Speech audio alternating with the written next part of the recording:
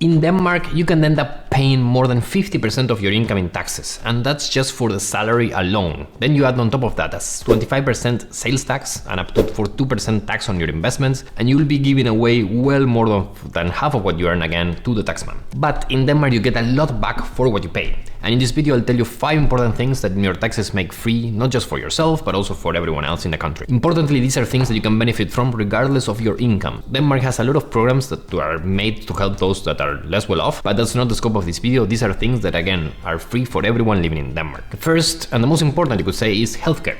In Denmark, most things related to healthcare are free. And this includes visits to the doctor, getting blood samples, different types of scans and checks, for instance, getting a surgery or a treatment, and even all related to giving birth to a little baby. And the service is good for all the things that really matter, meaning like when things can become serious and in a lot of other countries could become really expensive. Here you will get all the attention and support that you need, and at the same time, you will not have to worry about the cost. This is a very, very big deal in comparison to a lot of other countries. Of course, there's a flip side into this, because for the small things, you might be left to the side. I once went to the hospital with a broken toe, and then they just sent me away, and they had no alternatives than like this, because that's what you have. It's the same for everyone. And again, sometimes there might be long waiting times for a non-essential surgery, because again, you share the same services with like 5 million people. But the key thing here is that because of this setup, you will never go broke because of healthcare. And the overall service is, again, even in comparison to more other countries, it's very, very solid. Of course, on top of this, there's some private hospital as well. And for instance, like I get that as part of my pension plan, and it's nice things that you can do in those places, but most of the times it's just about skipping the queue, getting extra checks. But there's nothing you can do in these private institutions, for instance, related to emergencies or things like that. That's all in the, again, main hospitals, the same for everyone. And just note that there are some exceptions to the rule. So dentistry for adults is not in scope, so you need to pay for that. Vaccines that are not in part of the standard program, you need to pay for that as well. But overall, you get a lot for free.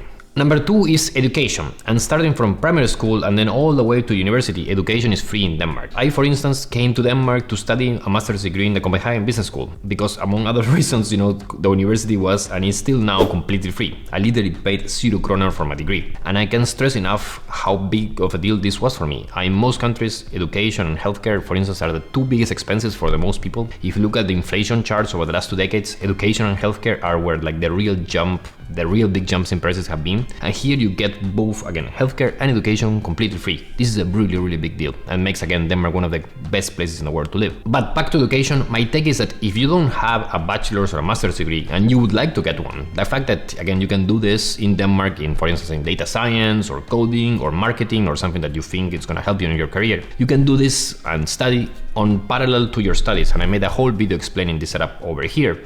But the gist here is that, again, it could be a great opportunity to up your credentials, develop yourself as a person, and at the same time do it for no cost, which is, again, a very big deal. Just note on this is that MBA programs are not included as part of the deal. Again, for MBA programs, you'll need to pay. Most famously, if you study in Denmark, that's not only for free, but also you get paid to study. And there's something called the SU that pays around 6,000 krona before taxes for most people studying in Denmark per month. Number 3 is children's services. You'll notice that in Denmark, there are a lot of children, and at least relative to other countries in Europe and other places. And that's partly because it's generally affordable to bring children to the world. And I made a whole video explaining the cost of having children in Denmark here.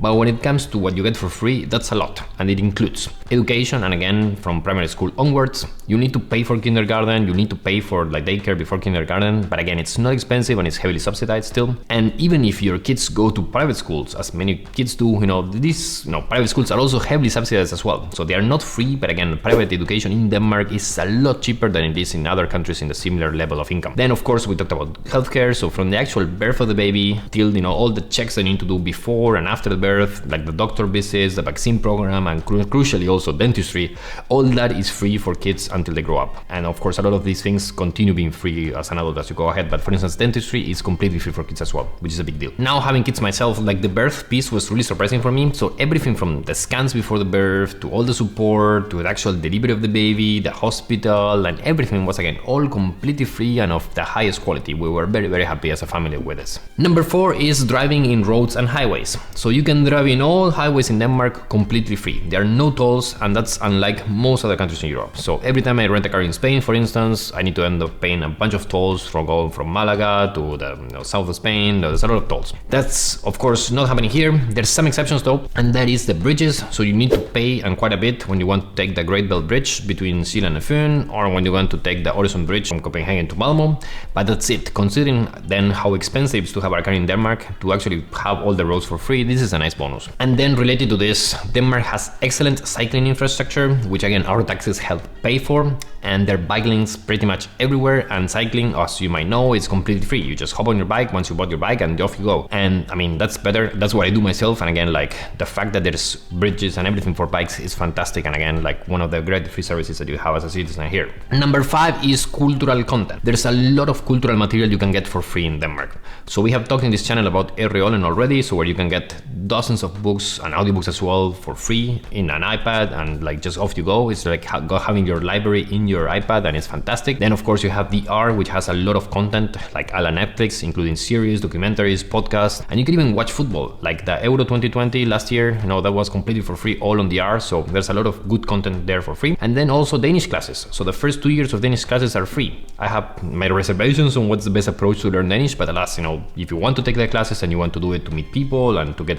you know, more in an immersive environment, that's again for free. And there's even one more thing. It's not really cultural, you could say, in a way, right? But there's a lot of free office space in Denmark. So if you're an entrepreneur or aspiring entrepreneur and you have multiple startup hubs, then that you can go and where they offer free or almost free seats. So back a few years ago when I was trying to build a startup full time, it didn't work out, but still, like, I had this opportunity to have this space for free where I would get even like meeting rooms, coffee, you name it. And again, I didn't have to pay a cent for that. And when you're like trying to build a business, that was an excellent opportunity because it helped me keep costs really down and then focus on trying to build the things I wanted to build. If you know any other free services that are again for everyone in Denmark, do leave a note in the comments. Next up, you should watch this video where I go through 6 things that, while not free, are cheap in Denmark. Thanks for watching, and I'll talk to you again next week.